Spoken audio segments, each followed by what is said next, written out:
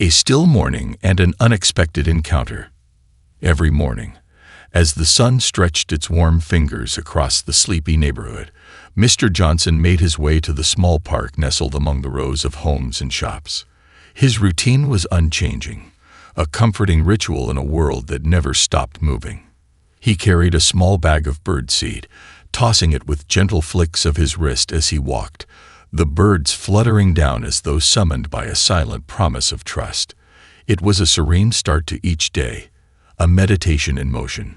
To onlookers, Mr. Johnson appeared no different from any other elder, perhaps even more frail as he moved with a measured, deliberate pace. Yet there was a subtle strength within his frame, an aura of purpose that hinted at stories left untold, at a life lived fully. His skin, a rich mahogany, was etched with lines that spoke of time's patient artistry, each wrinkle a testament to moments of joy, hardship, and resilience. As he sat on his favorite bench, a soft sigh escaped his lips. It wasn't a sigh of exhaustion or frustration, but one of peaceful acceptance. The world around him continued its early morning bustle. Joggers trotted by with headphones in, parents chased their kids toward the playground, and dogs barked as they tugged excitedly at their leashes. But for Mr. Johnson, all of it faded into a soothing background, a soft symphony that complemented his quiet solitude. This morning, however, an odd tension prickled the air. He noticed it first when a group of teenagers ambled into the park, their voices louder than the typical morning chatter. They weren't regulars, and their presence seemed to disrupt the park's tranquility like a stone tossed into a still pond. The teens, a mix of boys and girls dressed in bright clothes and caps angled with a careless attitude, appeared out of place against the park's usual scenery. Mr. Johnson watched them through half-closed eyes, observing without drawing attention to himself. He was no stranger to the energy of youth, the careless confidence that often bordered on recklessness. As he studied them, a faint smile tugged at the corners of his lips, memories of his own youthful days sparking briefly in his mind. But then he caught snippets of their conversation, and his calm observation turned into a guarded vigilance. "Look at that old guy. Probably thinks he owns the place," one of the boys sneered, his voice tinged with disdain. Another chimed in, "Bet he doesn't even belong here, acting all important like that." Mr. Johnson's smile faded, replaced by a composed, unyielding expression. He had encountered attitudes like these before: unfounded disdain, quick judgments made without a second thought. It was a reminder that even in this era, people often saw only the surface, missing the depths beneath. He closed his eyes, breathing deeply, letting the negative energy dissipate, just as he had learned in years of disciplined training and self-control. As he sat, the teenagers drew closer, emboldened by their numbers. They circled his bench, voices rising in mockery as they jeered and made snide comments about his old-fashioned clothes and his calm, almost meditative manner. One of them, a tall boy with a hardened smirk, moved a step closer, tossing a crumpled piece of paper near Mr. Johnson's feet, as if testing the boundaries of respect and patience. Mr. Johnson opened his eyes, meeting the boy's gaze with a calm, unwavering stare. "Is there something you need, young man?" His voice was soft yet firm, carrying an unexpected weight that made the boy falter for a split second before he masked his hesitation with a forced chuckle. "Oh, you think you're tough, huh?" the boy taunted, his friends snickering behind him. Mr. Johnson simply shook his head.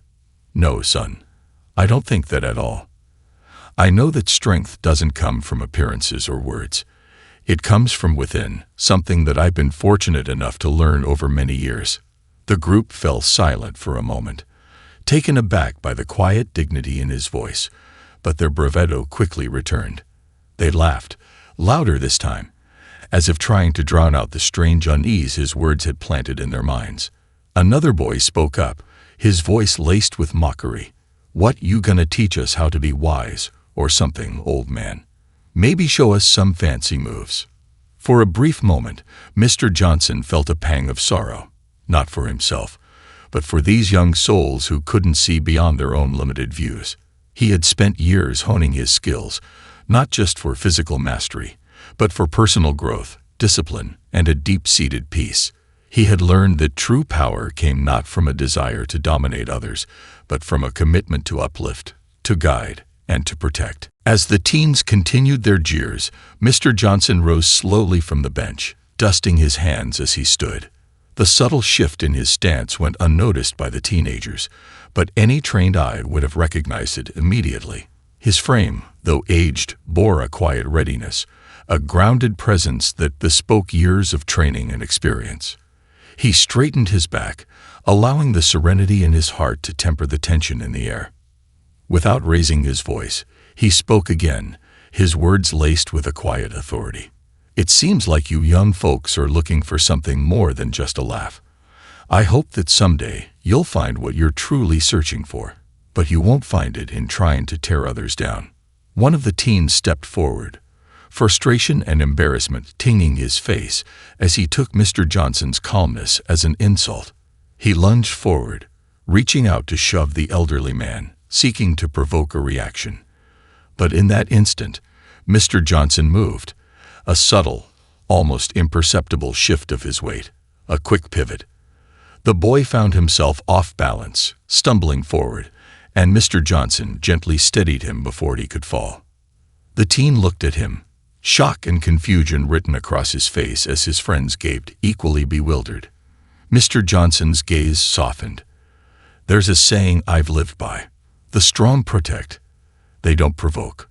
Strength is about more than muscle, young man." He released the boy and took a step back, his stance once again as unassuming as before. But now, a new look of respect flickered in the teen's eyes. They mumbled to each other, uncertain, and eventually shuffled away, casting backward glances of mixed awe and apprehension. As they left, Mr. Johnson returned to his bench, his heart calm as he resumed his meditation, eyes closed, breathing in the morning air. The encounter had rattled them, but he knew that perhaps, just perhaps, he had planted a seed. And as any gardener knows, seeds take time to grow, but under the right conditions, they could bloom into something unexpected. Shadows of the past. As the sun climbed higher, casting a warm glow over the park, Mr. Johnson continued his routine, settling into the quiet solace of his meditative movements. The previous encounter with the teens lingered in his mind, not as a source of anger or disappointment, but as a poignant reminder of how often the world misjudged strength, equating it with aggression or dominance. To him, true strength had nothing to do with control over others. It was about mastery over oneself. The incident stirred memories that he usually kept tucked away, buried beneath years of quietude and resilience. Decades earlier, in another life, Mr. Johnson had been known by a different name and reputation, one that instilled both respect and fear. Back then, his movements had been sharper, his stance more aggressive, his fists quicker to rise in defense or challenge. Yet the years had softened his approach, teaching him that the most significant battles were often internal. But these reflections were soon interrupted by a familiar voice. "Mr. Johnson, you here already?" It was Marta, a local shopkeeper who often opened her store at dawn. She admired his dedication, sometimes joining him in his morning routine with her thermos of coffee and a few pastries she would sneakily share with him. Today, however, she looked at him with a worried frown, her face marked by concern. "I saw those kids bothering you earlier," she said, handing him a hot cup of coffee. "I was about to call out, but you looked like you had it under control." Mr. Johnson chuckled softly. "Oh, it was nothing. Just some young souls who haven't quite figured out the world yet. They were searching for something, though they don't know it themselves." Marta nodded, her gaze serious. "You're a patient man, Mr. Johnson, more patient than most. But you should be careful. Not everyone out there respects wisdom." He nodded in agreement, a gentle smile softening his face. "True, but wisdom has a way of making itself known when the time is right." He paused, looking at Marta thoughtfully. "I appreciate your concern, though. It means a lot." They shared a few moments of companionable silence before she returned to her shop, leaving him to his reflections. Mr. Johnson continued his exercises, moving in slow, deliberate arcs, his hands and feet tracing patterns that seemed to merge with the gentle rhythm of the world around him. Yet, as he flowed through his routine, he couldn't shake a peculiar feeling, an instinct honed over years of training and life experiences. His past had left him with a heightened awareness, a sensitivity to changes in his surroundings that most people wouldn't even notice. It was a feeling akin to hearing a note out of tune in an otherwise harmonious melody. He felt eyes on him, watching, lingering. At first, he assumed it was simply the joggers or perhaps some curious onlookers, but there was an intensity to this gaze that felt different. Stealthily, he shifted his position to catch a glimpse out of the corner of his eye. A familiar face met his glance, a tall, lanky figure that he recognized as one of the teens from earlier. The boy was alone now, standing behind a tree, half hidden but unmistakably watching him with an intent expression. Mr. Johnson continued his routine as though he hadn't noticed. He wanted to give the boy a chance to approach if he chose to. After several long minutes, the boy hesitated, then stepped out into the open, hands shoved deep into his pockets. His head was down, but his body language radiated tension. Sir," the boy began, his voice hesitant, almost reluctant. Mr. Johnson turned to him, a gentle, inviting expression on his face. "Yes, son. Is there something on your mind?" The boy looked away, scuffing the ground with his shoe, clearly uncomfortable. I wanted to. I dunno." He trailed off, struggling with words. Sensing the boy's inner conflict, Mr. Johnson waited, giving him the space to find his voice. After a few more moments of silence, the boy spoke again, his voice barely above a whisper. "I'm sorry. For earlier. We didn't mean anything by it. I guess we were just messing around." The confession surprised Mr. Johnson, but he kept his face calm, letting the boy speak without interruption. He could sense the sincerity in the apology, a hesitant vulnerability that reminded him of his own younger days. "Apology accepted," he said, his voice kind but firm. "But tell me, son, what were you really hoping to find out there today?" The boy looked at him, confusion mingling with curiosity. "What do you mean?" Mr. Johnson chuckled softly. "People don't usually act out without a reason. Sometimes it's anger, sometimes it's frustration, but often it's fear or curiosity. I think you were looking for something, though maybe you didn't realize it." The boy shifted uncomfortably but didn't deny it. Instead, he glanced at the ground, seeming to wrestle with his thoughts. After a long silence, he finally muttered, I don't know. Maybe I just wanted to feel strong or something." Mr. Johnson nodded, understanding dawning in his eyes. "I see. Strength is a good thing, but it's often misunderstood. Being strong doesn't mean being able to control others or push them around. Real strength comes from within, from understanding yourself and being at peace with who you are." The boy glanced up, his eyes searching Mr. Johnson's face for signs of judgment, but finding none. "But you're just an old guy. How do you know about strength?" With a small smile, Mr. Johnson took a step back, positioning himself with practiced ease. "Would you like me to show you?" The boy blinked, clearly intrigued. He hesitated, then nodded, curiosity overcoming his earlier discomfort. Mr. Johnson gestured for him to follow, leading him to a grassy patch in the park where they wouldn't be disturbed. He began by showing the boy some basic stances, teaching him how to plant his feet firmly and balance his weight. The boy fumbled at first, unused to the coordination and patience required, but Mr. Johnson guided him with patience, correcting his posture with gentle adjustments. As they moved through the motions, Mr. Johnson explained, "When I was younger, I thought strength meant fighting and winning. But I learned that it means much more. It's about knowing yourself, finding discipline, and respecting others, even those who may not respect you in return." The boy listened, his initial reluctance melting away as he absorbed each word. By the time they finished, a faint smile had replaced the boy's earlier scowl, his gaze softened with newfound respect. You're different," the boy murmured, a touch of awe in his voice. "I didn't expect you to. I dunno, be like this." Mr. Johnson chuckled, patting the boy on the shoulder. "We all have hidden stories, son. Remember that. Don't judge people by their appearances or age. Everyone you meet is fighting a battle you may not see." The boy nodded, looking as though he had been given a glimpse into a world he hadn't known existed. With a respectful nod, he walked away, leaving Mr. Johnson standing alone once more. As he watched the boy disappear into the distance, Mr. Johnson couldn't help but feel a quiet pride. In a way, he had passed down a part of his journey, a lesson in strength and humility that he hoped the boy would carry with him. The park was silent once more, and Mr. Johnson resumed his movements, his spirit lighter, his heart warmed.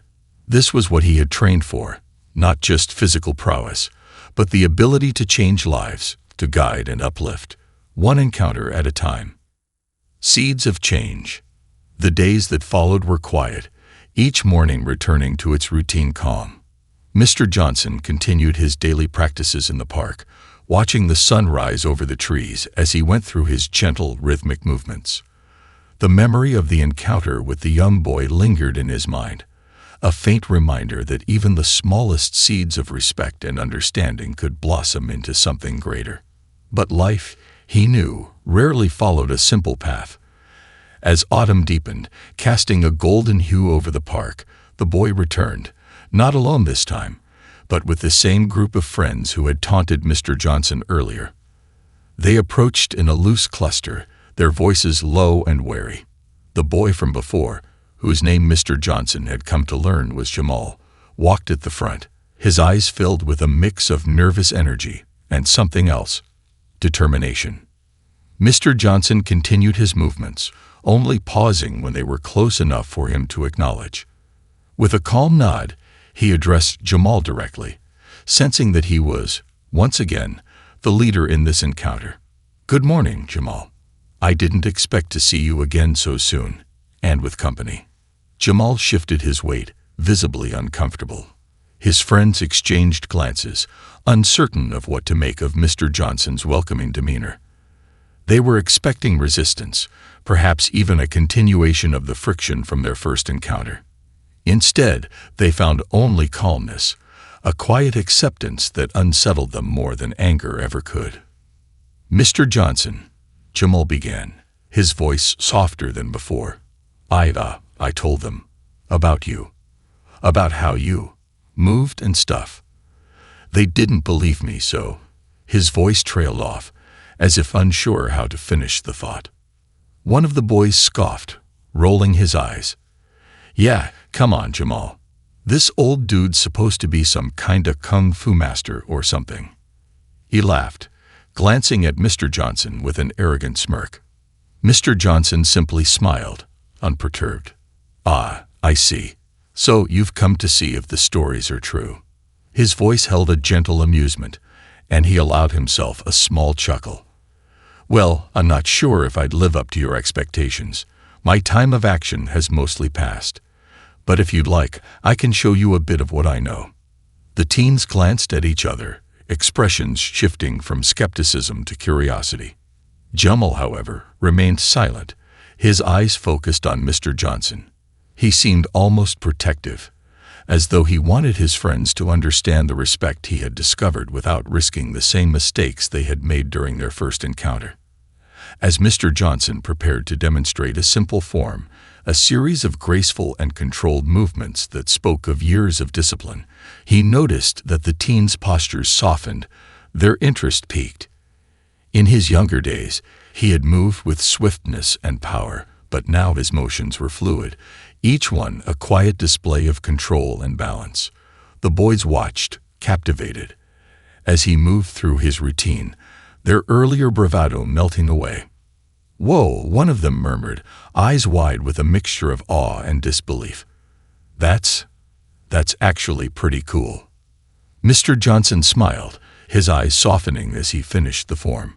Martial arts isn't about fighting, boys. It's about knowing yourself, and respecting others. People often think it's about overpowering others, but it's quite the opposite. The boy who had been scoffing earlier shifted uncomfortably. Yeah, but you could still probably knock someone out if you wanted to, right? Mr. Johnson's smile grew somber, and he shook his head. Yes, perhaps, but strength like that comes with responsibility. And that responsibility is often about knowing when not to use it. His words seemed to strike a chord with Jamal, who looked down, hands fidgeting in his pockets. So, you're saying it's okay to be strong, but not to show it off? Mr. Johnson nodded, resting his hands on his knees as he looked at Jamal. Exactly. True strength doesn't need an audience. It's quiet, controlled. It's about facing yourself and making peace with who you are, not proving yourself to others. The boys were silent, each one absorbing the message in his own way. Some looked contemplative, while others seemed slightly embarrassed, perhaps realizing how foolish their earlier taunts had been. Jamal, however, appeared to carry a deeper understanding, as though he had connected with Mr. Johnson's words on a personal level. After a while, Mr. Johnson spoke again, his tone gentle. The world will always have people who try to make you feel small or less than you are. They'll want to provoke you, challenge you, make you question yourself. But the only response worth giving is your own sense of peace. Jamal nodded, his eyes reflecting a newfound respect. Thanks, Mr. Johnson.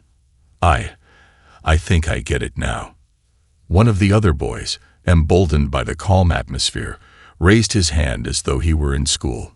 Could you maybe teach us some moves too?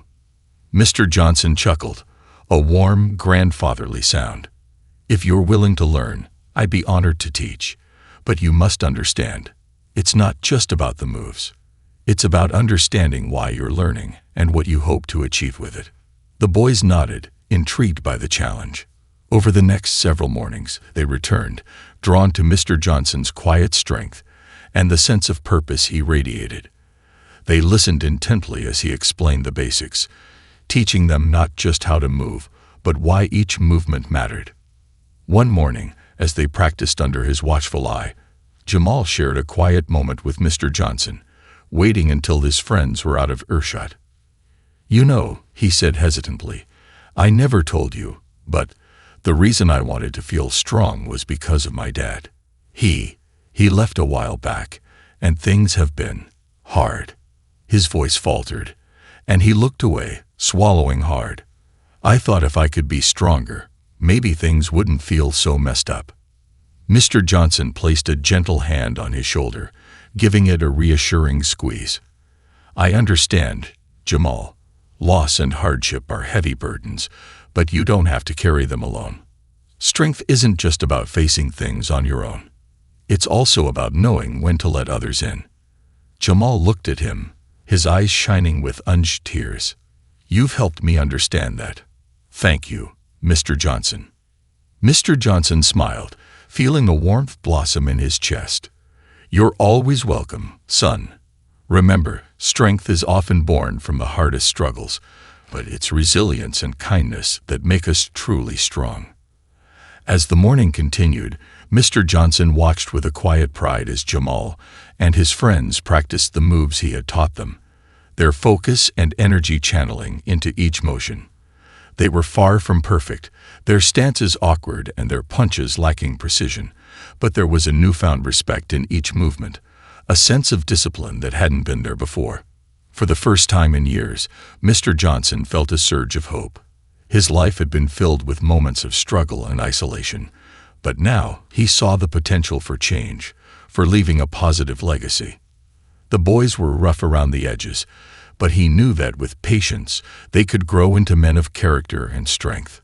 And as he guided them through the steps, he couldn't help but think that, in a way, they were helping him too.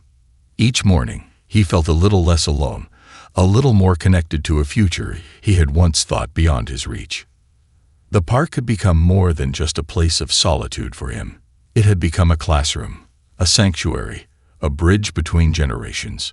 And for Mr. Johnson, That was a gift he had never anticipated, a gift that reminded him that, no matter one's age, there was always room to grow and to give. Ripples of change. As the weeks passed, the mornings with Mr. Johnson became something of a ritual for Jamal and his friends. Each day, they would gather at the park just after sunrise, sleepy but determined, practicing the stances and movements he taught them. It was as if the lessons became a secret they shared, a quiet rebellion against their previous attitudes and an unexpected channel for self-discovery. To Jamal, the transformation was subtle yet profound. He noticed himself growing calmer, more thoughtful, and less inclined to react to the little things that used to ignite his frustration. Even his mother, who often noticed his distant moods, remarked on the change, though she didn't pry. Jamal hadn't told her about Mr. Johnson yet, but he sensed she wouldn't need words to understand the difference. One chilly morning, as they practiced in the park, Jamal felt the impact of Mr. Johnson's lessons more deeply than ever before. The night before, he had witnessed a tense exchange between his mother and their landlord. With his father gone, finances were tight, and the landlord had grown impatient with their overdue rent. Watching his mother hold her ground with grace despite the landlord's sharp words, Jamal felt a stirring of anger. But instead of feeling helpless, he thought of Mr. Johnson's advice. Strength isn't about overpowering others. It's about resilience and knowing when to act. And so, he approached Mr. Johnson that morning with a new question, one that revealed the personal impact of their growing bond. "Mr. Johnson," he began, his voice hesitant yet determined, "do you think it's okay to be angry?" The elder's gaze softened, and he nodded thoughtfully. "Yes, Jamal. Anger is a part of being human. It's not something to be ashamed of, but it's what we do with that anger that defines us.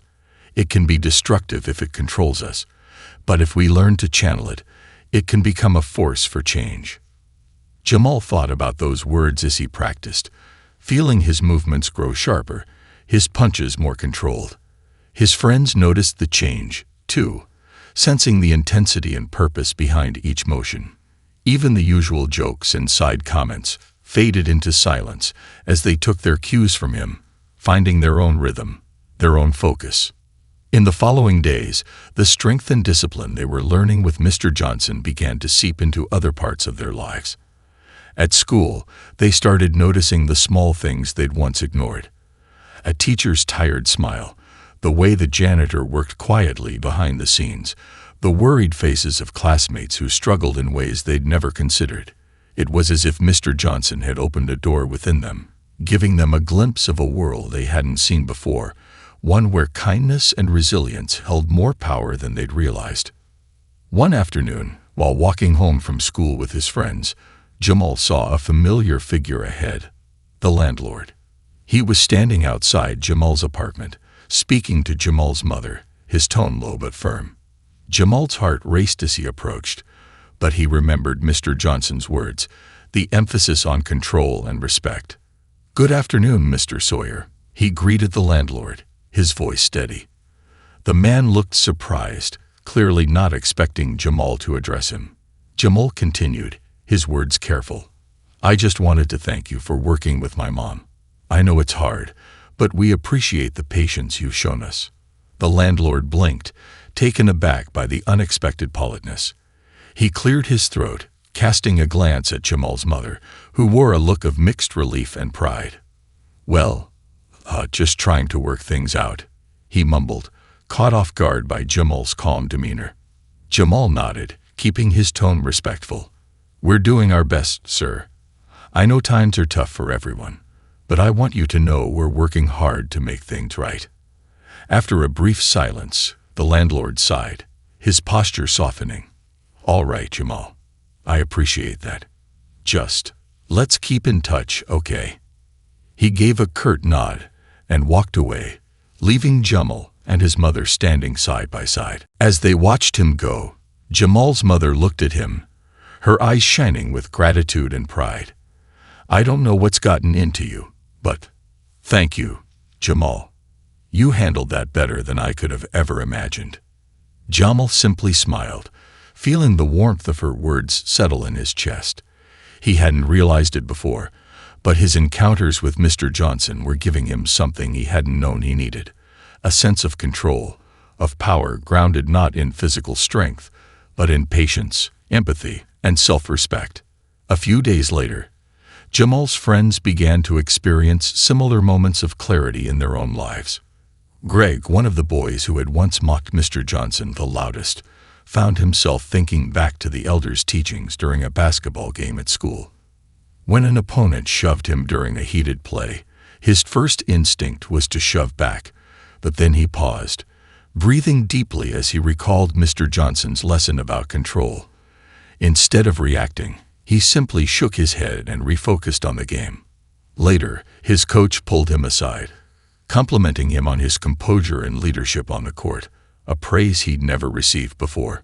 Meanwhile, another friend, Marcus, began to notice how his own father reacted with aggression toward life's challenges.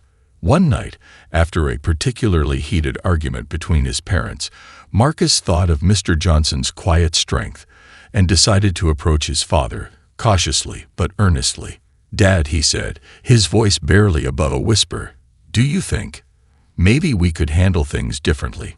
Maybe it doesn't have to be so hard all the time." The words seemed to stun his father, who looked at Marcus with a blend of surprise and respect. Although the conversation didn't solve everything, it opened a small window of understanding that had never been there before.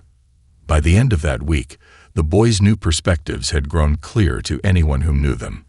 Their teachers noticed a shift in their behavior, an unusual attentiveness and respect. Jamal's mother even received a call from the school counselor, who praised her for raising such a respectful young man, unaware of the journey that had led him there. One Saturday morning, Jamal and his friends decided to do something unexpected. They invited Mr. Johnson over to Jamal's home for breakfast. Mr. Johnson, touched by the invitation, accepted graciously. The boys spent the morning cooking and setting the table, laughing and sharing stories, eager to make the occasion memorable. When Mr. Johnson arrived, he was met with a cheerful scene. The boys bustling around the kitchen, Jamal's mother offering her best coffee, and the smell of pancakes and eggs filling the air. Mr. Johnson settled into a chair, marveling at the transformation in these young men. They were no longer just students to him. They were like family, a connection that bridged generations and spoke of shared values and mutual respect. As they ate, Jamal's mother spoke up, her voice filled with gratitude. "Mr. Johnson, I don't know what you've done, but I can't thank you enough. Jamal has changed in ways I never expected, and I can see the same in his friends." Mr. Johnson smiled, a quiet joy lighting his eyes. "It's been a privilege to know them, to see them grow. They have more strength and potential than they know, and it's a gift to see them discover it." After breakfast, as Mr. Johnson prepared to leave, Jamal walked him to the door, pausing before he stepped out. "Thank you, Mr. Johnson, for everything. You changed my life." Mr. Johnson placed a hand on Jamal's shoulder, his voice gentle but firm. "You changed your own life, Jamal. I just showed you what was already there. Remember, true strength is something you carry with you, wherever you go. Don't ever forget that." Jamal nodded, swallowing back the emotions that rose in his chest. As Mr. Johnson walked away, he felt a powerful sense of gratitude, a bond that went beyond words. From that day forward, Jamal knew that his life had taken a new direction. The lessons Mr. Johnson had imparted weren't just teachings, they were foundations on which he could build, guiding him through the challenges and opportunities that lay ahead. New paths and old lessons. The weeks following Mr. Johnson's visit to Jamal's home were filled with purpose. Jamal and his friends now found themselves drawn to places they once avoided, each encounter a new chance to put Mr. Johnson's teachings into practice. They noticed a newfound respect in their neighbors' eyes, as though the boys' steady transformations were visible even to those who had once dismissed them. One Saturday morning, as the group gathered at the park, Jamal shared an idea that had been taking shape in his mind. "You guys ever think about, doing more with what we're learning? Like maybe helping out in the neighborhood or something?" The other boys looked at him, intrigued but uncertain. Greg, who had grown quieter and more thoughtful since they'd started training, was the first to speak. "What do you mean, like, volunteering?" Jamal nodded, his eyes bright with excitement. "Yeah. Mr. Johnson's taught us so much about strength and respect. Why not pass it on? Maybe we can do something with the younger kids in the neighborhood. Help them out the way Mr. Johnson helped us." Marcus nodded slowly, his brow furrowed. "I dunno, man. You think anyone would actually want us to teach? I mean, we're just kids ourselves." But Jamal shook his head, undeterred. "Age doesn't matter. Mr. Johnson showed us that. We've learned so much from him. Why not share it? Besides, some of the younger kids look up to us already. We could show them that there's more to life than just, trying to act tough." Encouraged by Jamal's enthusiasm, the boys agreed to give it a try. They started small, deciding to meet on Saturday mornings at the park to see if any of the neighborhood kids wanted to join in. To their surprise, a few of the younger kids were curious from the start. Word spread quickly, and by the following weekend, a handful of kids showed up, eager to see what Jamal and his friends had to offer. At first, the boys felt a little nervous. They were used to being the ones learning, not teaching. But as they went through the basic stances and breathing exercises Mr. Johnson had taught them, they found their confidence growing. Jamal took the lead, showing the younger kids how to stand with their feet planted firmly, teaching them the importance of balance and control. "Remember, strength isn't just about muscles," Jamal told them, echoing Mr. Johnson's words. "It's about knowing yourself and treating others with respect. That's where real strength comes from." The younger kids listened intently, their eyes wide with admiration. To them, Jamal and his friends were like heroes, role models they could look up to.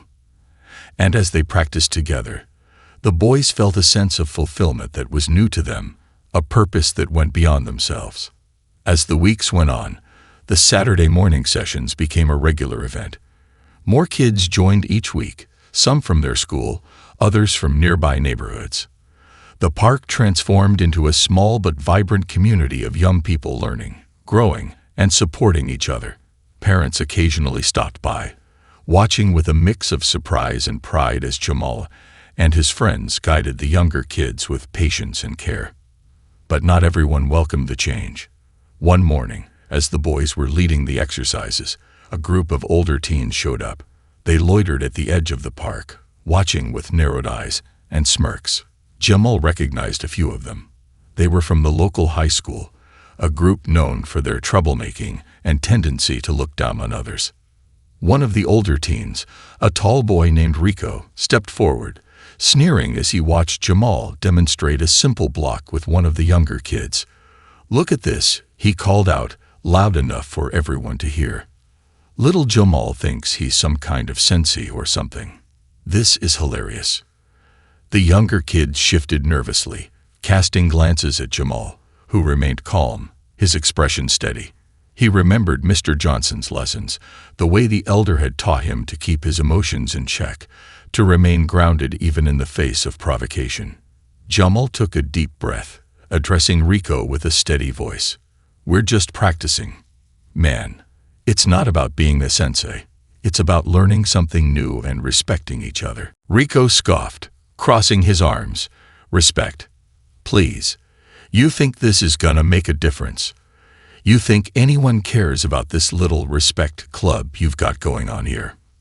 Jamal's friends looked at him, uncertain but ready to stand by his side. But Jamal only smiled, his confidence unshaken. "Maybe it doesn't look like much to you, Rico. But for us, it means something. And for these kids, it does too. That's enough for me." Rico opened his mouth to retort, but he was cut off by a voice behind him. "Hey, leave them alone, man." It was Greg, who had stepped forward, his usually quiet demeanor now firm. "We're not here to impress you or anyone else. We're just doing something positive. If you've got a problem with that, maybe you're the one who needs to take a closer look at yourself." Rico's face twisted with irritation, but he seemed taken aback by the boy's calm resistance. With a final glare, he muttered something under his breath and walked away, his group trailing behind him. The tension dissolved, and the younger kids looked at Jamal and his friends with newfound admiration, inspired by their calm response. As the training resumed, Jamal felt a surge of pride. It wasn't just about standing up to someone. It was about doing so with dignity, without sinking to their level. In that moment, he understood more deeply than ever what Mr. Johnson had meant about true strength. Later that day, Mr. Johnson arrived at the park, surprised to see the large gathering of kids practicing under Jamal and his friend's guidance. He watched quietly from a distance, a warm smile spreading across his face as he observed the boys leading the exercises with the same calm authority he had instilled in them. When Jamal noticed him, he broke into a wide grin and hurried over. "Mr. Johnson, you didn't tell me you were coming today." Mr. Johnson chuckled, placing a gentle hand on Jamal's shoulder. "I didn't want to intrude on your class, young man. You and your friends seem to be doing a fine job on your own." Jamal flushed with pride. "We're just trying to help, like you did for us. It feels good, Mr. Johnson, really good." Mr. Johnson nodded, his eyes filled with a quiet pride. "That's the beauty of giving, Jamal. When we share what we've learned, we make room for growth in ourselves as well as others. You're not just teaching these kids moves. You're teaching them confidence, respect, resilience. Those are lessons they'll carry with them long after they leave this park." Jamal beamed, feeling the weight of Mr. Johnson's words settle in his heart. He realized that this journey had become more than just a series of lessons. It was a new way of life, a responsibility to continue spreading the values he had learned, not just in the park, but everywhere he went. That evening, as he walked home with his friends, Jamal felt a sense of purpose that had once been foreign to him. He no longer felt lost or unsure. Instead, he saw himself as part of something greater, a quiet but powerful movement toward positive change. His friends shared the same sense of fulfillment, each of them expressing, in their own way, the joy and pride they felt in their new roles as mentors. And so, the lessons of Mr. Johnson continued to ripple outward, touching lives and leaving an imprint on everyone they encountered. The boys had become vessels of the elder's wisdom, carrying forward his legacy of resilience, respect, and inner strength. Yet, as they celebrated their small victories, they knew there were still challenges ahead. But with each step they took, they grew stronger, more determined, and more grounded in the values that had transformed them. They were no longer the boys who once jeered at others. They were young men with a purpose, bound together by the lessons of an elder who had shown them that true strength lay in the heart. A legacy of strength. Months passed, and the seasons shifted from autumn's golden hues to the crisp bite of winter. The park transformed with the changing weather, but Jamal and his friends continued to meet there every Saturday morning, leading their growing group of neighborhood kids in exercises, drills, and discussions about respect, resilience, and self-worth. Over time, Jamal noticed that he no longer needed to remind himself to practice patience or to stay calm. These qualities had become second nature, woven into the fabric of who he was. One frosty morning, as Jamal was leading the group through their warm-ups, he noticed Mr. Johnson approaching from across the park. The elder moved slowly, wrapped in a thick coat and a woolen scarf, but there was still that air of quiet dignity in his posture, his eyes warm with pride as he observed the gathering from a distance. The kids, noticing his arrival, immediately fell silent, their gazes turning with admiration toward the man who had indirectly shaped so much of what they had learned.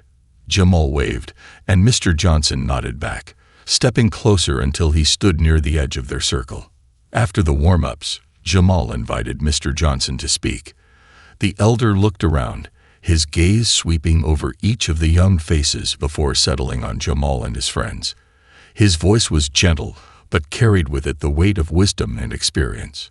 "I see before me young men and women who have embraced the values of strength, respect, and resilience," Mr. Johnson began, his words carrying a sense of reverence. "When I was younger, I thought strength was something I had to prove. I thought it was about how much power I could display, how many battles I could win. But over the years, I've come to understand that true strength lies in patience, in humility, and in helping others to see their own worth. The kids listened in rapt attention, hanging onto each word as Mr. Johnson continued. There's a beauty in guiding others, in lifting them up rather than tearing them down. You young ones are carrying forward a legacy of respect, compassion, and strength that lives not just in your actions, but in the impact you leave behind. Jamal felt a swell of emotion rise in his chest, a deep pride mixed with gratitude. Mr. Johnson had given them more than just skills. He had given them a purpose, a path forward, and a vision of the men they could become. After the practice ended, Mr. Johnson pulled Jamal aside, his gaze soft but filled with a serious warmth. "Jamal," he said, his voice low, "there's one more lesson I want to leave you with." Jamal looked up at him, feeling the weight of the elder's words. "Anything, Mr. Johnson. I'm ready to learn." Mr. Johnson placed a hand on his shoulder, his grip firm yet gentle. Strength is not just about what you can do on your own, but about the connections you build and the people you help along the way. Sometimes, you may face moments where you feel powerless, where the world tries to tell you that you don't matter. But remember, Jamal, that strength comes from within. No one can take away the respect and dignity you give yourself. Jamal nodded, feeling the impact of those words settle into his heart. "Thank you, Mr. Johnson, for everything. I'll remember that." With a smile, Mr. Johnson patted him on the back and left, walking into the distance as the first flakes of winter snow began to fall. Jamal watched him go, a sense of reverence in his heart as he considered the lessons he had been given. Days turned into weeks, and winter tightened its grip on the town. Jamal and his friends continued their Saturday gatherings, braving the cold as they led the younger kids in exercises and drills. But as the days passed, they noticed Mr. Johnson's absence. Though he had always been a private man, his consistent presence had become a cornerstone of their lives, a quiet assurance that they could look to whenever they needed guidance. One cold January morning, Jamal's mother gently broke the news to him. Mr. Johnson had been admitted to the hospital. His health, always so resilient, had begun to decline rapidly. The news hit Jamal hard, a cold, hollow ache settling in his chest. He had thought of Mr. Johnson as a pillar of strength, as though the elder would always be there to guide him, to offer advice, to watch over them from the park's edge. Jamal gathered his friends, and together they decided to visit Mr. Johnson in the hospital. When they arrived, they were greeted by the soft hum of machines and the antiseptic scent of the hospital corridors. Mr. Johnson was lying in bed, looking smaller and frailer than Jamal had ever seen him. But when he noticed them, his eyes lit up, and a faint smile crossed his face. "Ah, my young warriors," he greeted them, his voice weak but filled with warmth. "You came to visit an old man in his hour of rest, did you?" Jamal stepped forward, swallowing back the lump in his throat. "Mr. Johnson, we wouldn't be here without you. We wanted to make sure you knew how much you mean to us." Mr. Johnson's eyes softened, and he nodded, his gaze filled with pride. "You boys have become my family, my legacy. I couldn't ask for more." The boys spent the afternoon with him, sharing stories of the younger kids they were teaching, of the respect they had gained in the neighborhood, and of the way his lessons had transformed their lives. Mr. Johnson listened intently, his eyes brimming with emotion as he took in their words. As they prepared to leave, Mr. Johnson beckoned Jamal closer. "Jamal," he murmured, his voice barely above a whisper, "when I'm gone, promise me something." Jamal's heart clenched, but he nodded. "Anything, Mr. Johnson. Promise me you'll keep sharing what you've learned. Teach others, guide them, help them find their own strength. This journey we've started, carry it forward. And remember, strength is a gift, one that grows every time you give it away." Jamal blinked back tears, gripping Mr. Johnson's hand tightly. "I promise." A week later, Mr. Johnson passed away peacefully, leaving behind a legacy that would outlive him. His funeral was a quiet affair, attended by neighbors, friends, and the many people whose lives he had touched. Jamal and his friends stood by his grave, the weight of their promise pressing heavily on their hearts. As they left the cemetery, Jamal felt a quiet determination settle within him. Mr. Johnson had given him more than just lessons. He had given him a calling, a purpose that transcended his own life. And so, with the arrival of spring, Jamal and his friends took up the mantle that Mr. Johnson had left behind. They continued their Saturday sessions in the park, honoring the elders' memory by teaching new generations of kids, passing down the lessons of resilience, respect, and inner strength. They even named the small gathering spot Johnson's Circle, a tribute to the man who had taught them the true meaning of strength. In time, they became the mentors, guiding others with the same calm patience Mr. Johnson had shown them. And though Mr. Johnson was gone, his spirit lived on in every lesson, in every word of encouragement, and in every moment of kindness they offered. Years later, when Jamal found himself guiding his own son through life's challenges, he would often find himself repeating Mr. Johnson's words, passing on the wisdom that had shaped him. He would tell his son about the man who had taught him that true strength wasn't about winning or overpowering others, but about respect, resilience, and the quiet confidence that comes from knowing who you are. And as the seasons continued to change, the legacy of Mr. Johnson, the quiet man in the park, lived on, woven into the fabric of each life he had touched, a gentle reminder that the greatest strength lies not in what we keep but in what we give away. Later that evening, as he and Lisa returned to Clearwater, they took a detour to the War Memorial. The town had added a new plaque, bearing his name alongside those of his fellow veterans. It was a simple tribute, but it spoke volumes, a lasting testament to his legacy, a reminder to all who passed by that his story, and the stories of those who had fought beside him, would never be forgotten. James placed a hand on the plaque, his fingers tracing the engraved letters as he closed his eyes. He felt a deep peace, a sense of connection to the men he had served with, to the life he had lived, and to the future he had helped to create. "Thank you, Grandpa," Lisa said softly, her hand resting on his shoulder. "For everything." He looked at her, a warm smile on his face, his eyes shining with gratitude and pride. "It's what we're here for, Lisa, to carry the torch, to make the world a little better for those who come after." As they walked back home under the starlit sky, James knew that he had left a mark, not just on Clearwater, but on everyone who had heard his story, everyone who had shared his journey. His legacy was not only his own but belonged to all who had walked beside him, in war and in peace, as they all continued the journey toward a world built on respect, dignity, and hope. And as they passed the familiar streets, with neighbors waving and friends calling out his name, James felt a profound sense of peace.